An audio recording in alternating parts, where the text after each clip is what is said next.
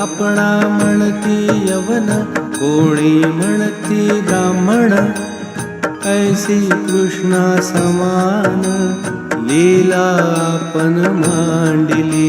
இந்த ஓவியின் பொருளாவது, சிலர் தங்களை யவனர் அதாவது முஸ்லீம் என்கின்றனர், சிலர் அந்தனர் என்கின்றனர். கிருஷ்ணனுக்கு சமமான லீலைகளை செய்யும் தங்களை சத்தியமாய் யாரோ அறியவல்லார் என்று ஸ்ரீ தாஸ்கனு மகராஜ் அவர்கள் இந்த ஓவியில் குறிப்பிட்டுள்ளார்.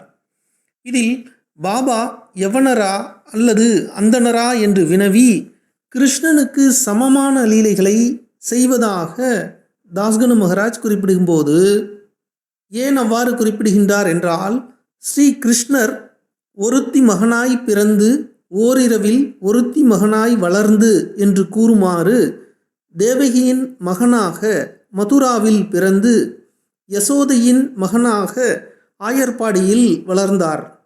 பின் துவாரகையை ஆண்டார். அதைப் போலவே ஸ்ரீ சாய்நாதரும் ஓரிடத்தில், அதாவது பத்ரி என்று சொல்லப்படுகின்றது, அந்த பத்ரியில் அந்தனர் குடும்பத்தில் பிறந்து வேறோரிடத்தில் முகமதிய அவுலியாவிடம் வளர்ந்து மற்றோர் இடமான ஷீரடியில் அருளாட்சி செய்தார் என்பதால் இவ்வாறு தாஸ்கனு மகராஜ் அவர்கள் வர்ணித்துள்ளார் என்று கருதப்படுகின்றது. ஜெய் சாய்ராம்.